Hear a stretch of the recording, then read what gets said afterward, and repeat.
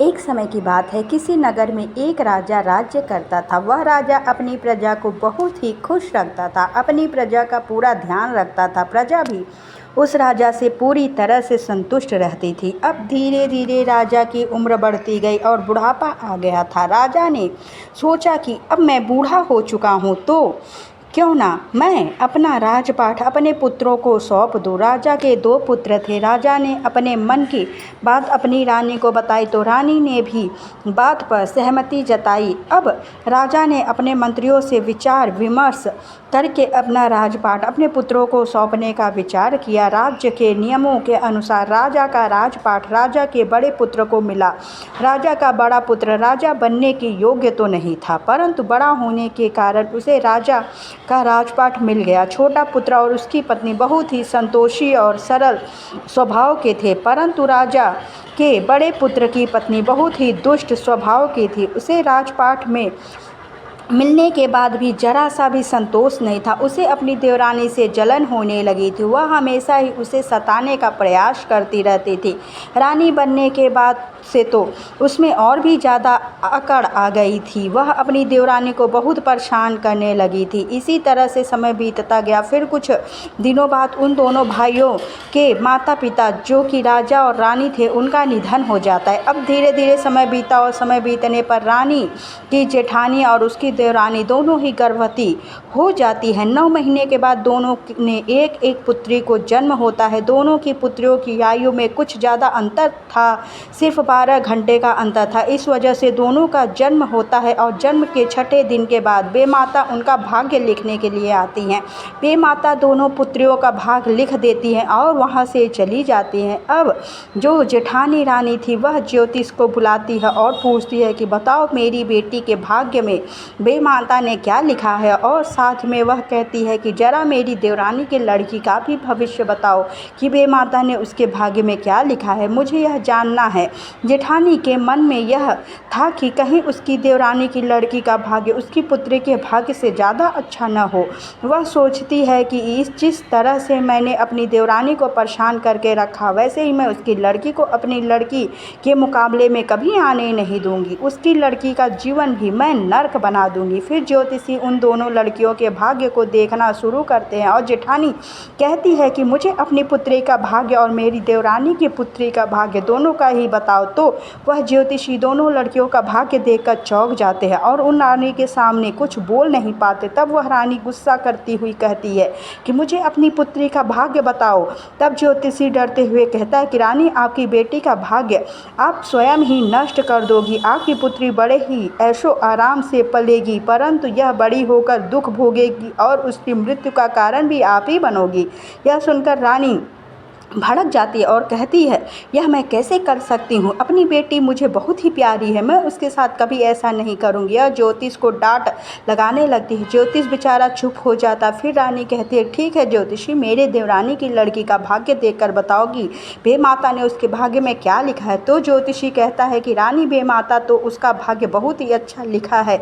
वह लड़की बहुत ही बड़े राजा की रानी बनेगी। उसकी किस्मत में खूब धन दौलत और ऐशो आराम होगा। वह बहुत बड़े नगर की रानी बनेगी। यह सुनकर रानी के तन मन में आग लग जाती है। वह सोचने लगती है कि मैं रानी हूँ और मेरी बेटी बड़ी होकर दुख भोगेगी, और जो मेरी देवरानी की लड़की है, जो हमारे टुकड़ों पर पलती है, वह कैसे रानी बन जाएगी। तो यह सोचकर वह उस दिन से अपने देवर और देवरानी को और भी यातनाएं देने लगती है और उनको और भी सताने लगती है। इसी तरह से समय बीतता जाता है। वह दोनों लड़कियां 8 वर्ष की हो जाती है। तो फिर एक दिन रानी अपने राजा से कहती है, महाराज एक काम करो, आप देवरानी की लड़की को कुछ पशु लाकर दे दो, यह उन्हें ले जाकर जंगल में चराया करेगी। राजा ने कहा कि रानी, आप कैसी बातें कर रही हो, यह मेरे छोटे भाई की लड़की है और हमारी भी पुत्री जैसी है। मैं इस तरह से हम उसे जंगल में कैसे भेज सकते हैं? हमारी प्रजा हमें क्या कहेगी? परंतु रानी अपनी जिद पर अड़ी रही और कहती है, महाराज आप इसे जंगल में पशु चराने के लिए भेजा करें, नहीं तो मैं अन्न जल ग्रहण नहीं करूंगी। राजा अपनी रानी के सामने विवश हो जाता है और वह कुछ नहीं कर पाता और अपने छोटे भाई की लड़की को पशुओं को चराने के लिए जंगल में भेजने का निर्णय ले लेता है। राजा अपने छोटे भाई को बुलाकर कहता है कि तुम अपनी पुत्री को रोज पशुओं के चराने के लिए जंगल में भेजा करो। यह सुनकर छोटा भाई और उसकी पत्नी दोनों बहुत दुखी हो जाते हैं। वह राजा रानी से हाथ जोड़कर कहते हैं कि यह आपकी भी तो पुत्री ही है, आप इसके साथ ऐसा न करें। परंतु वह राजा और रानी अपने निर्णय पर अड़ जाते हैं। बेचारी 8 साल की लड़की पशुओं के साथ जंगल में जाती है और उन्हें चराती। इसी तरह से उसके दिन बीतने लगे। अब लड़की 16 साल की हो जाती है। वह लड़की बहुत ही सुंदर होती है। इसी तरह से वह पशुओं को चराने के लिए रोज़ जंगल में जाती है। एक दिन की बात है, जब लड़की जंगल में पशुओं को चरा रही थी, तब उसे पीछे से आवाज़ आती है, तुम मुझे पसंद हो, मुझसे शादी करोगी क्या? जब वह लड़की इधर उधर देखती है तो वह डर जाती है, क्योंकि आसपास में कोई नहीं था। वह लड़की डरती हुई पशुओं को लेकर वापस अपने घर आ जाती है। अगले दिन वह पशुओं को लेकर फिर से जंगल में जाती है। फिर से वही होता है और उसे वही आवाज़ सुनाई देती है, तो वह लड़की अब और भी ज़्यादा डर जाती है। अब तीसरे दिन भी उस लड़की के साथ जब यही होता है तो लड़की बहुत ही डर के मारे घबरा कर पशुओं को लेकर वापस आ जाती है और अपने घर के कोने में दुबक कर बैठ जाती है। जब उस लड़की की माँ उसे इस तरह से डरी हुई देखती है तो वह उसके सिर पर हाथ फेरते हुए कहती है कि बेटी क्या हुआ? 2-3 दिन से मैं देख रही हूँ तू जल्दी ही आ जाती है और तू डरी हुई भी रहती है।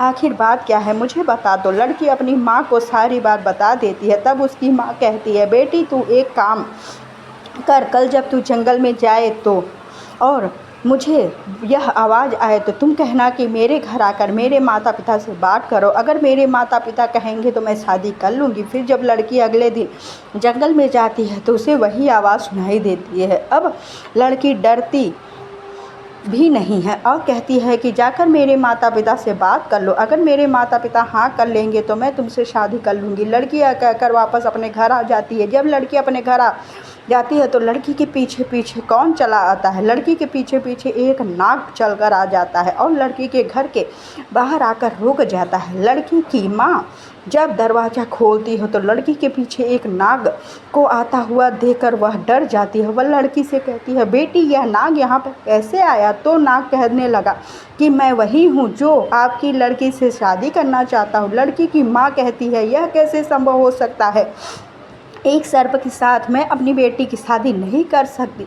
तो वह नाग कहता है, मैं आपकी लड़की से शादी करना चाहता हूँ। तब यह सब बातें रानी को पता चली तो रानी जेठानी की दासी यह सारी बातें सुन लेती है और वह भागी भागी जाती है और रानी को सारी बातें बता देती है। तब रानी वहाँ पर आ जाती है और यह सब देख लेती है और सुन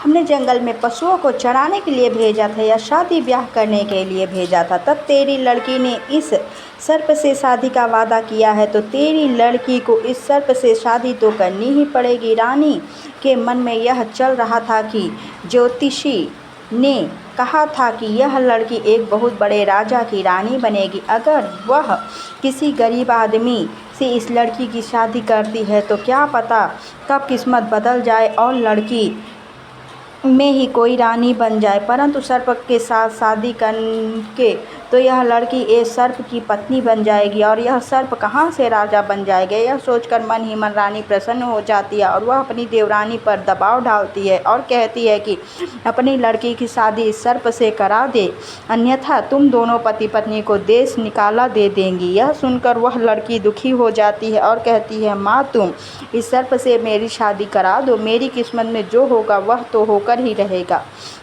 वह लड़की कहती है कि मेरे कारण अगर मेरे माता पिता को देश निकाला दे देंगे तो मैं इस सर्प से शादी करने के लिए तैयार हूँ। यह सुनकर रानी बहुत खुश हो जाती है और उसकी चाल कामयाब हो जाती है। रानी सोचती है कि इस लड़की की शादी अब मैं इस सर्प के साथ करवाकर इसके साथ भेज दूंगी। इस तरह उस सर्प और उस लड़की की शादी करा दी जाती है। अब उस सर्प का कोई घर तो होता नहीं है तो लड़की के माता पिता अपने भाई और भाभी के सामने हाथ जोड़कर कहते हैं कि वह उसकी बेटी को एक कमरा महल में रहने के लिए दे दे। तो रानी सोचती है कि मैं इन दोनों को यहीं पर रहने देती हूँ, क्योंकि यह तो सर्प है इस लड़की को आज की रात में यह डस लेगा और यह मर जाएगी। इस तरह से इस लड़की से हमारा पीछा छूट जाएगा और यह लड़की मेरी लड़की की बराबरी कभी नहीं कर पाएगी। तो रानी कहती है कि हाँ हाँ, इसे यहीं पर रहने दो। यह कहकर वह रानी उन दोनों को